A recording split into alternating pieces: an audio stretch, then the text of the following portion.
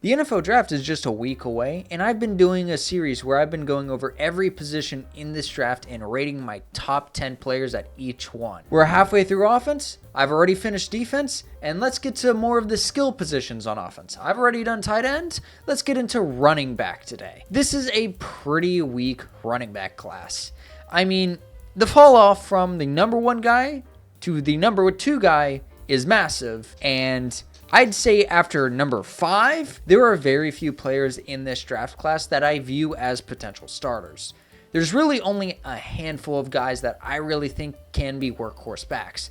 Otherwise, this is mostly second and third string running backs, which is valuable to build depth, but if you have a need at running back, this is not really the draft to address it. But let's go ahead and get into my grading scale. There will be a range of grading scales, but most of this list will be rotational players. But let's go ahead and get into the video. And you would appreciate it if you watched this video all the way to the end. My number 1 running back in this class is easily Jeremiah Love from Notre Dame. He is an elite prospect at the position. There are a few running backs in recent years that are as good as Jeremiah Love. And even though this is a weak class, there is still one great running back in it. Jeremiah Love is an elite athlete, and watching him made that absolutely clear. He has elite speed, great burst, great movement skills. He's extremely creative in the open field.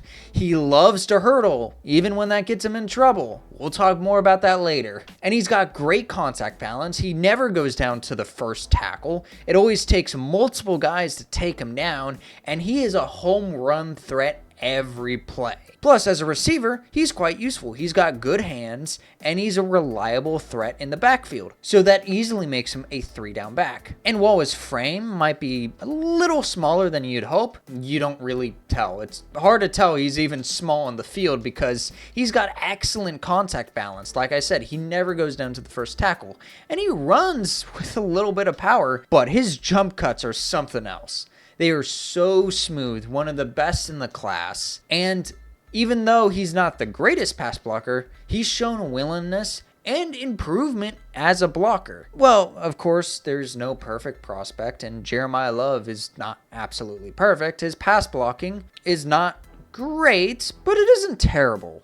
It's not the worst pass blocking I've seen in this class, and to be honest, there are not any running backs in this class that I would say are particularly great at pass blocking. Some are better than others, and Jeremiah Love I would put a little bit higher on that list, but I really wouldn't put him number 1. His route tree is a little limited. He's not primarily used as a receiver. I'm sure if you asked him to develop his route tree, he could. It's just he was not really asked to be a route runner. You don't really need him to be. And, well, the one thing that really does get him in trouble a lot is he is a legitimate psycho when it comes to hurdles. He will literally hurdle every opportunity he gets. There was even one play where he just straight up tried to hurdle an offensive lineman for no reason. He only gained 1 yard out of the play, and it was like 1st and 10. There was no reason to do that. He just did it for the love of the game. And I wouldn't say his vision is the best in the class. He can lock onto landmarks, but I would hardly say it's bad vision.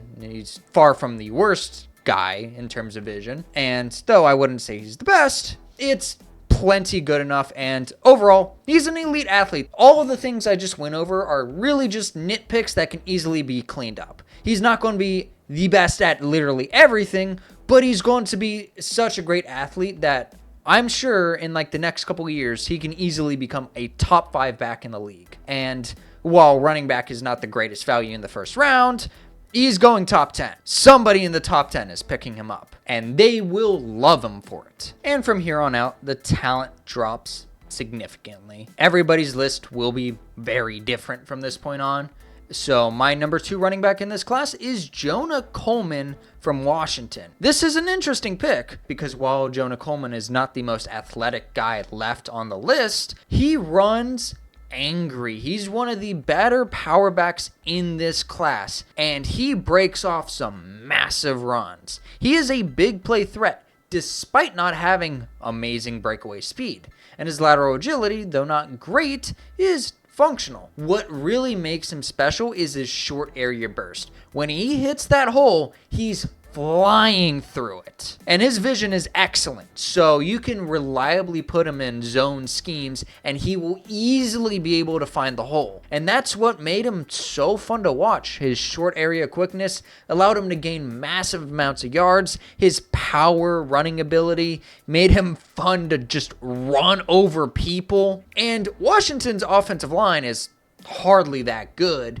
and he was still very productive behind it. And his ball security is excellent. Only one fumble in his career. And he's got good hands, so he can be a good backfield threat, making him a potential 3-down back. Now, of course, he's a little bit undersized. He had a late season injury that really slowed his production down. And I also said he was an average athlete. Slightly above average, but none of his athletic abilities really stand out all that much other than his short area quickness. Pass protection, like most of these running backs on this list, isn't great, but there's at least willingness there to make him a potential 3-down back. So he's one of the few guys in this class that I could really see as a potential starter. My number 3 running back in this class is Jadarian Price from Notre Dame. This guy is also a very good power back. He did not get all that much playing time at Notre Dame because, well, he was behind Jeremiah Love, the elite running back. So it's understandable that he didn't really get all that much playing time. But in his own right, he's still a fantastic runner. He displays excellent vision, he displays excellent patience, and like I said, he never goes down on his first contact and will run people over. Plus, he's got great hands, so that allows him to be a good receiving back out of the backfield. And he's got big playability, which is good to have. And while I do rate him fairly highly, I see him more as a high-end committee back and not really a bell cow. He's pretty light, so that's not great for his durability, and we've never seen him handle a bell cow workload. As well as he has an injury history. He had an Achilles injury, and he's not really the most athletically gifted, but he's at least functional as an athlete. Good speed, not great speed, and same with his lateral quickness. It's decent.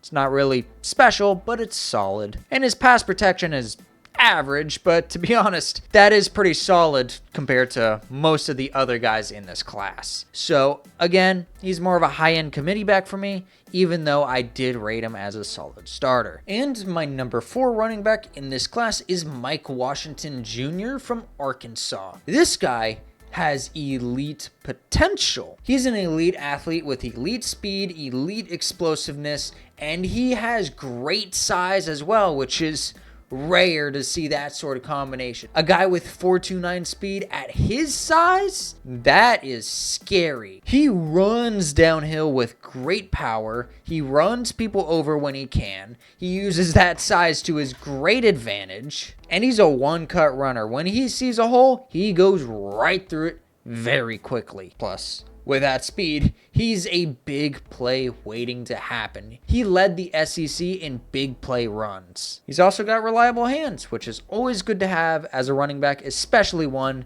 that could be a starter. Now, the reason why I don't have him rated as solid starter, well, he's overall pretty raw, and he's got several red flags. We'll talk about some minor ones first. His vision isn't the best. He can be a little bit slow when it comes to hitting holes and zone reads. His route running is extremely raw, so outside of anything of dump offs, he's not really able to do all that cleanly. Can be cleaned up, but that's something to be worked on. And his pass protection is quite terrible. It is by far the worst of the guys I've talked about so far. It's not that there isn't willingness, it's just he's pretty bad at it right now. However, the major red flags are his ball security is a major issue. It's been an issue his entire career, and it was still an issue last year. And fumbles are extremely costly, especially from a running back.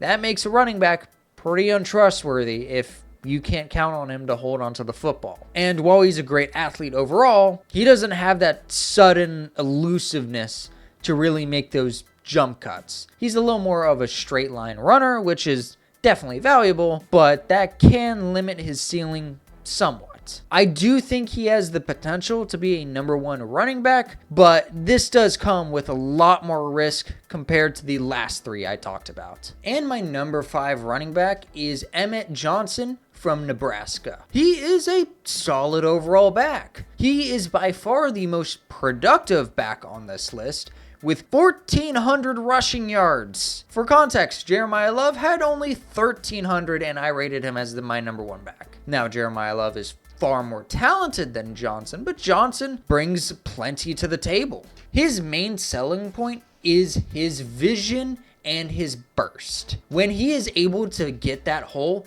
he flies through that hole. And he has great jump cut abilities. The one word I would call him in the open field is slippery. It is very hard to get a clean tackle on him, and that allows him to get some big plays. Multiple times in multiple games, he was running for 20 plus yards just because guys couldn't really wrap up on him. He doesn't offer much power, but he makes up for it in elusiveness. And he's a legitimate pass catching running back, so that offers plenty of opportunity to use him in the passing game on screens. So that makes it easier to get him on the field more often. And he's got great contact balance, which is what you love to see in a running back. The reason why I don't rate him all that highly is he's an average to below average athlete. While he's got great jump cuts, that's pretty much all it is when it comes to his athletic ability. His speed is average, his lateral quickness is below average, he doesn't have great explosiveness. While he does have that sudden burst, it's not elite. It's just very noticeable because he times it very well. He's a smart player. However, I just don't see him as a starting running back in the league. He would be a fantastic committee back. While I do think Jadarian Price is the high end of that, he can definitely be a starting level committee back, but to be honest, you'll always look at him as a back you can easily upgrade from, and he will likely be bouncing around in the league on fairly cheap contracts. But I do think he can have a fairly long career. Also, some downsides to him. He has a pretty light frame, so durability questions is partly why I don't have him as a starting running back. His pass protection isn't all that great. He doesn't offer much power, like I mentioned earlier. And while he does hit those home runs quite frequently, he also loves to chase them, and rather than taking a couple extra yards where the defense gives it to him, he will try to dance around and get more yards when there aren't any. But I do think he can be a solid back. I just feel like he's a little bit overhyped on many people's boards. At this point in the list, there aren't really any starters left. We've gone over all the potential starters. At this point, these are just RB2s and RB3s. There's value in them. You can deploy them in different ways, but do not expect a starting back this late into the draft. But we'll start off with my number 6 guy, DeMond Clyborn from Wake Forest. This guy was extremely fun to watch. He is the best rusher left on the list. He's got elite speed, elite burst, he's got great vision, and when he hits that hole, he goes flying through it. He runs over people as well as great lateral agility, and he has big playability. He will go off for 20 yards plenty of times in a game. And even though Wake Forest is not the best offensive line, he made it work. Now, the problem with Clyborn is literally everything else about his game. His ball security is legitimately terrible. He does not pass block well at all, and he offers nothing as a receiver. And he's a little bit undersized, and while he's got good vision, he does occasionally hesitate if the first hole closes. I don't really see him as a starting running back in the league, but I do think he can be a great change of pace back and offer a lot as an explosive runner. But this guy is more of a committee back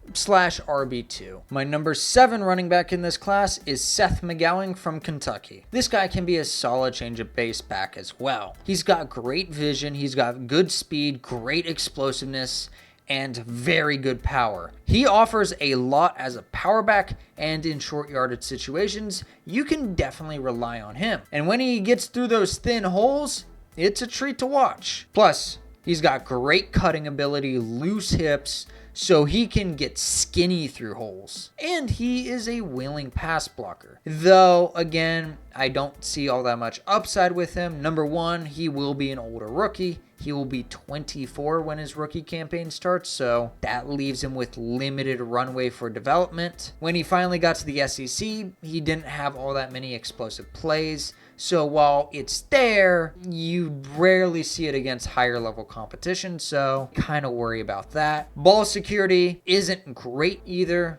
like a lot of the other running backs I talked about. It's not nearly as bad as others, but it's hardly clean, and his pass blocking was terrible last season. He has shown good pass protection abilities, but this was an SEC play, and the fact that they dropped down a cliff shows maybe it was talent level when it came down to his previous grades. And he has limited receiving upside, so I wouldn't count on him there. But again, this guy can be a solid RB2. My number 8 running back in this draft is Robert Henry Jr. from UTSA. This is also a very nice power back. Plus, he doesn't offer just power, he offers quick twitch ability. He can make people miss, bounces off tackles. Over 3 seasons at UTSA, he forced 99 missed tackles. He almost never goes down to the first guy. Plus, he has very good vision, gets skinny through those tiny holes, because let's be real, UTSA is not a powerhouse school. And while it's a smaller school, he still showed up against great opponents. Watch the Texas A&M tape. That defense has multiple NFL draft prospects, and that offense was non-functional unless he had the ball. And he was explosive in that game. Plus, he offers some upside as a receiver. He caught 55 passes over 3 years, which is not terrible production for a running back. Now, his receiving production did dip a little bit in 2025. I wouldn't say you could rely on him as a receiver, but he is still a good option out of the backfield. He is also a little bit undersized, not that great weight, so I don't think he can really have a bell cow role. Also, his athleticism is average. He doesn't have great speed. His lateral quickness is not great. He gets by on mostly his short area quickness and his burst. Those are the solid parts of his game. However, he also does have some fumble issues, which is a common theme for a lot of these later round running backs. And his patience can be a little bit shaky at times. Sometimes he will just not wait for a hole to open up and just try to take it to the outside, which oftentimes leads to little gain, even some losses. So that's something to work on. Of these guys later in the draft, he probably has one of the better upsides to be a potential starter, but not really a bell cow type of starter, more of just the leader of the committee. My number 9 running back in this class is Noah Whittington from Oregon. This guy is a potential late round gem. He's got good speed while he tested great. Doesn't always quite show that great on film, but it's still very good speed. His explosiveness is also very solid. He offers great power. His vision is pretty good. It's not the best in the class, but it is quite good. And he's got great ball security, which finally, a guy with some good ball security. And he offers good lateral quickness as well as a good jump cut. So he can be creative in the open field. Now, the main reason why I'm rating him fairly high is because he offers some special teams value. If a guy like him, that's likely going to go on day 3, is going to make a roster, he needs to have some special teams upside, and he does. So I do think he can be a good rotational player, at least on special teams, and have some runs on offense as a change of pace type of guy. Maybe as an RB2 or RB3. Now, he doesn't offer that much upside. He's quite undersized. He's a much older prospect. He's going to be 25 in his rookie season. His pass protection is quite terrible. And his receiving production, while it's there, it did not show at Oregon. So I don't see that much upside as a receiving back, but I see him more as a special teamer that can sometimes get a couple runs on the offense, and that is valuable. And my number 10 running back on this list is Kaytron Allen from Penn State. This guy is also a good power back. He shows great vision. He has excellent contact balance. He has great patience behind the line. He has great ball security, and he has some good lateral agility. It's not the best, but it is good in its own right. And where he was utilized the most was in short yardage situations, where that's of course always going to be valuable, and he's always going to find his way on the field if he can be exceptional at that. Now, I rate him fairly low because he has no home run ability. He doesn't really have the speed or really the burst to break away for big gains. He doesn't have much receiving upside, and his pass protection is quite bad. Not as bad as some others, but it's pretty mediocre. And I just don't see him as a bell cow back. He never showed it at Penn State. Honestly, this was his first year in a more lead role, and even then he did not get all that many carries. He got like 15 to 18 carries a game, which is quite minimal for a starting running back. And he doesn't really offer anything in the open field. He kind of is just a north-south runner. He doesn't make all that many great cuts. His lateral agility is more around the line of scrimmage and not really in the open field. But I would say Kaytron Allen is probably the last back worth anything in this draft. All the other backs after him, there's some backs I do like, but I see them more in like low-end RB2 roles or high-end RB3 roles, and the rest are just low-end backups. But what do you guys think of my list? Do you think I should have included anybody else? Let me know in the comment section below. Anyways, if you guys enjoyed today's video, please leave a like and sub. It's greatly appreciated and lets me know you guys enjoy these videos. My dog would really appreciate it. Anyways, bye.